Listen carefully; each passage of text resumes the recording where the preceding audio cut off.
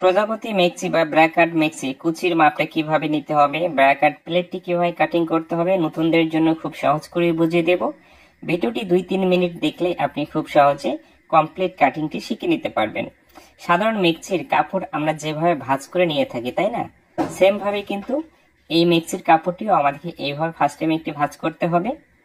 এবার সুন্দর করে বিছিয়ে রাখার পরে দুইটি মাথা একখানে করে এখানে আরো একটি ভাঁজ করতে হবে। তাহলে সম্পূর্ণ কাপড়টি এখানে 4 পার্টে বিছিয়ে রাখতে হবে আমাদেরকে। আটকানো সাইডটি আপনার দিকে রাখবেন, খোলা সাইডটি বাইরের দিকে রাখবেন। এভাবে সুন্দর করে ফার্স্ট টাইম বিছিয়ে নেওয়ার পরে নিচে যদি আঁকা বাঁকা থাকে এতটুকু অংশ অবশ্যই আমাদেরকে সমান করে কাটিং করে নিতে হবে। নেওয়ার পরে নিচের দিকে 2.5 থেকে 3 ইঞ্চি কাপড় রেখে একটি মার্জিন করতে হবে। এই মার্জিন থেকে সম্পূর্ণ লম্বা মাপটি আপনার প্রয়োজন অনুযায়ী নিতে হবে, যার জন্য তৈরি করবেন। এই মেক্সিটি আমি 52 ইঞ্চি লম্বা তৈরি করব, তাই এখানে 52.5 ইঞ্চিতে মার্জিন করে নিচ্ছি। এবং ইয়োগ এবং যে আমরা ব্র্যাকাট প্লেটটি দেব এই মাপটি কিন্তু আমাদেরকে মাইনাস করতে হবে। ফার্স্ট আমি 52.5 ইঞ্চিতে মার্জিন করে নেওয়ার পর এই সাইডে সেলাই মার্জিনের জন্য নিতে হবে কাপড়, নিয়ে একটি মার্জিন করতে হবে। এখন প্লেটটি কিভাবে মার্জিন করব, প্লেটটি দিব আমরা 1.5 ইঞ্চি এবং গলাটি দিব 4.5 ইঞ্চি লম্বা, তাহলে কত হচ্ছে মোট 6 ইঞ্চি। এইখানে আমাদেরকে 5.5 ইঞ্চি নিচ্ছি। এইভাবে একটি মার্জিন করে এই মার্জিন অনুযায়ী কাটিংটি করতে হবে ও বডির মাপটি নিতে হবে। এতটুকু অংশ কিন্তু আমাদের প্লেট ও গলা থাকবে।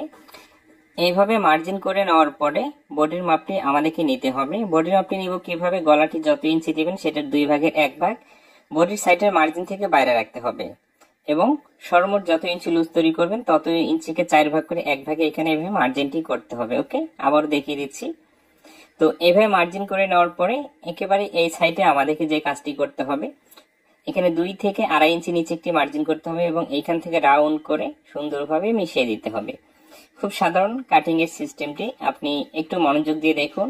যেখানে বুঝতে পারবেন না অতটুকু অংশ আবার রিপ্লাই করে দেখুন। এভাবে বডির পার্টটি কাটিং করা কমপ্লিট হয়ে গেলে অবশিষ্ট যে কাপড় আছে কাপড়টি এভাবে আরো একটি ভাঁজ করে 4 ভাঁজে ভাঁজ করতে হবে।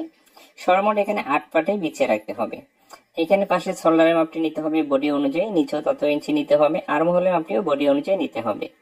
নেওয়ার পরে এইখানে আর্ম হোলের জন্য বক্স তৈরি করে আমাদেরকে রাউন্ড শেপটি দিয়ে দিতে হবে।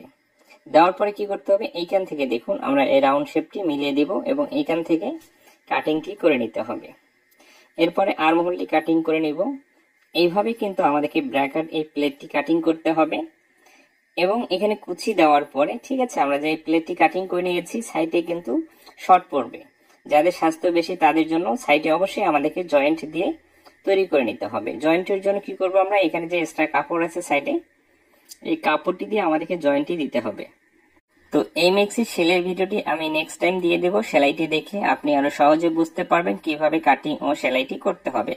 জাস্ট এই ভিডিওতে আমি কাটিংটি করে দেখাচ্ছি। কুচিগুলো কিভাবে দিতে হবে সেলাইয়ের ভিডিওটি দেখলে আপনি খুব সহজে বুঝতে পারবেন।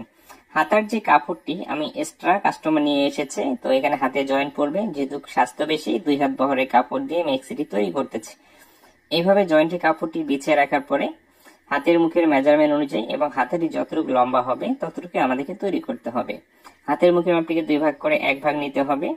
লম্বা মাপ নেওয়ার পর 4 ইঞ্চি নিচে একটি মার্জিন করতে হবে এবং এইখানে বডির যে আর্মহোলটি যত ইঞ্চি আসবে সেই আর্মহোলটি মেপে অবশ্যই হাতের আর্মহোলটি আমাদেরকে নিতে হবে। তাহলে সেলাই করার সময় কখনো ছোট বড় হবে না।